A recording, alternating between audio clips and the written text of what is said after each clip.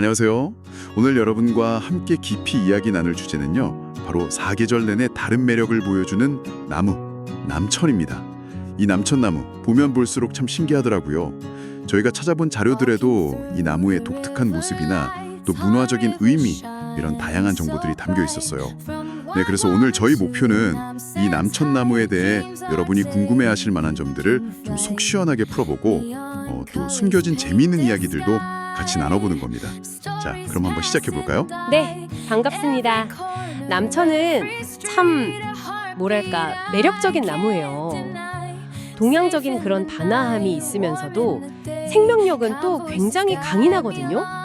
겉모습만 보면 안 돼요. 잎부터 시작해서 열매까지 계절 따라 변하는 모습이 정말 드라마틱한데 그 변화를 지켜보는 재미가 아주 쏠쏠합니다. 아, 좋습니다. 그럼 그 변화무쌍하다는 모습부터 좀 자세히 들여다볼까요? 남천하면 저는 제일 먼저 잎이 떠오르던데요. 모양이 되게 특이해요. 얼핏 보면 깃털 같기도 하고 작은 잎들이 막 모여서 하나의 큰 잎처럼 보이고요. 네, 정확히 보셨어요. 식물학적으로는 삼회 깃골 겹잎, 좀 어렵죠? 삼출복엽이라고 부르는데요. 쉽게 말하면 잎 자루 하나에서 잎이 3번 갈라져 나와서 아주 작은 잎, 그걸 소엽이라고 하는데 그 소엽들이 여러 개 달려있는 그런 복잡한 구조예요. 이 모습이 약간 대나무 잎이랑 비슷하다고 해서 남천죽이라는 별명도 있어요. 아, 남천죽. 그래서 대나무 죽자가 붙었군요. 근데 실제 대나무는 아닌 거죠? 네, 전혀 다릅니다. 그냥 잎 모양 때문에 붙은 별명이고요. 그렇군요. 그 작은 잎 하나하나를 보면 끝은 뾰족하고 가장자리는 매끈하고요. 길이는 한 3에서 10cm 정도 된다고 하고요. 근데 진짜 제일 신기한 건 잎 색깔 변화 같아요. 그렇죠? 계절마다 색이 막 바뀌잖아요. 맞습니다. 그게 남천의 가장 큰 시각적인 매력 포인트죠. 봄, 여름에는 아주 싱그러운 녹색이었다가 가을 돼서 이제 날씨가 좀 쌀쌀해지면 마법처럼 색이 번하기 시작해요. 붉은색, 주황색, 또 약간 황토색 비슷하게도 물들고요. 겨울에도 이 붉은 잎을 다 떨구지 않고 꽤 오래 달고 있어서 반상록성이라고 부릅니다. 반상록성. 아, 완전히 낙엽지는 건 아니군요. 네. 그리고 재미있는 게 햇빛을 많이 받을수록 단풍 색깔이 훨씬 더 선명하고 붉게 물들어요. 오, 햇빛이 중요하군요. 그럼 줄기는요? 줄기도 보면 아래쪽은 좀 비어있는 느낌인데 여러 줄기가 같이 쑥 올라온 모습이 정말 작은 대나무 같기도 하더라고요. 네, 그것도 맞아요. 남천은 보통 땅 가까이에서 여러 줄기가 같이 나와서 위로 곧게 자라는 편이에요. 키는 보통 한 1m에서 3m 그 정도 크고요. 말씀하신 것처럼 줄기의 마디가 좀 뚜렷해서 대나무처럼 보이기도 하죠. 잎 떨어질 때도 좀 특이한데요. 잎 전체가 툭 떨어지는 게 아니라 그 잎자루의 마디 부분 있잖아요. 거기가 같이 떨어져 나가요. 아, 그래서 오래된 줄기 밑부분은 잎 없이 좀 매끈해 보이는 거군요. 그렇죠. 그렇군요. 그럼 꽃은 어떤가요? 잎이나 열매에 비해서는 좀 덜 알려진 것 같은데 작다고 들었어요. 네, 꽃은 뭐랄까 화려한과는 좀 거리가 멀죠. 6월에서 7월, 초여름쯤에 가지 끝에 이렇게 원뿔 모양으로 꽃들이 모여서 펴요. 꽃차례라고 하죠. 색깔은 흰색이거나 아주 연한 노란빛 또는 흰색이고요. 꽃 하나 지름이 한 6mm, 정말 작아서 사실 눈에 잘 띄진 않아요. 그래도 가까이서 보면 오밀조밀 귀엽습니다. 와, 그리고 드디어 겨울 풍경의 하이라이트죠. 저는 이 붉은 열매 때문에 겨울에도 남천을 딱 알아보겠더라고요. 존재감이 정말 강렬해요. 그렇죠. 남천의 겨울하면 역시 이 붉은 열매를 빼놓을 수 없죠. 가을부터 동글동글한 작은 열매가 포도송이처럼 정말 풍성하게 달려요. 처음엔 녹색이었다가 10월쯤 되면 점점 아주 선명한 붉은색으로 익어가는데 이 열매가 겨울 추위에도 잘 안 떨어지고 오래 달려 있거든요. 그래서 특히 눈 내린 풍경 속에 있으면 그 대비가 와, 정말 아름답죠. 다음에 봄까지도 달려있는 경우가 많아요. 아, 정말 오래가네요. 듣기만 해도 그림이 그려지는 것 같아요. 근데 요즘엔 노란색이나 흰색 열매도 있다고요? 네, 맞아요. 원예용으로 개량된 품종들 중에는 그런 색깔의 열매를 맺는 남천도 있습니다. 이렇게 눈으로 보는 매력도 정말 다양한데 남천하면 또 빠질 수 없는 이야기가 있잖아요. 바로 행운과 관련된 거요. 특히 재물운이나 복을 부른다는 이야기가 많던데 이건 왜 그런 걸까요? 역시 그 붉은색 때문에? 네, 그 연관성이 아주 크다고 봐야죠. 동양 문화권, 특히 우리나라나 중국에서는 예로부터 붉은색을 아주 길한 색으로 여겼잖아요. 악기나 나쁜 기운을 물리치고 복을 불러오는 힘이 있다고 믿었죠. 그런데 남천을 보세요. 사계절 푸른 듯 하면서도 추운 겨울이 오면 잎은 붉게 물들고 또 오랫동안 아주 강렬한 붉은 열매를 달고 있잖아요.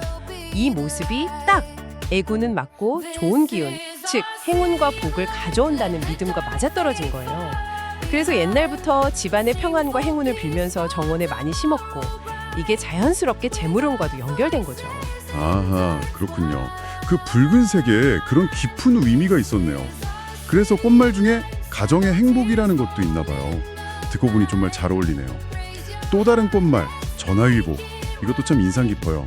어려움을 복으로 바꾼다는 뜻인데 식물에 이런 의미를 붙인 게 좀 신기하기도 하고요. 그 꽃말은 남천의 강인한 생명력 그리고 그 변화하는 모습에서 온 걸로 보여요.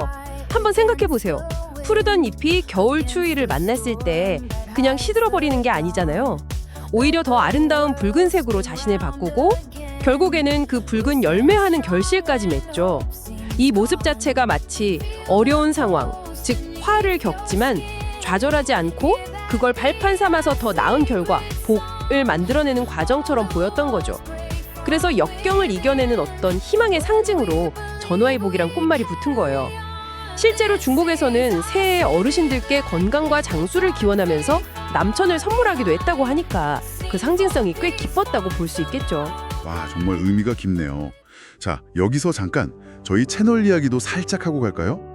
오늘 남천 이야기처럼 우리 주변의 아름다운 자연 이야기에 더 깊이 빠져보고 싶으시다면 저희가 운영하는 유튜브 채널 꽃과 나무 그리고 시선이 가는 것들 꼭 한번 방문해 주세요. 네, 채널 이름이 꽃과 나무 그리고 시선이 가는 것들입니다. 오셔서 좋아요랑 구독 눌러주시면 저희한테 정말 큰 힘이 됩니다. 네, 많이들 찾아주시면 좋겠네요. 자, 다시 남천 이야기로 돌아와서요. 이렇게 아름답고 좋은 의미를 가졌지만 마냥 좋기만 한 건 아니라고 자료에 나와 있더라고요. 좀 주의할 점도 있다고요? 네, 맞아요. 바로 독성 문제입니다. 남천은 잎, 줄기, 특히 그 붉은 열매에 알칼로이드라는 계열의 독성 성분을 가지고 있어요. 물론 한방에서는 이 독성을 이용해서 기침이나 천식 같은 데 약재로 쓰기도 하는데요. 이건 반드시 전문가의 진단과 처방에 따라서 그리고 독성을 제거하거나 약하게 만드는 특별한 처리 과정을 거친 후에만 가능한 일입니다.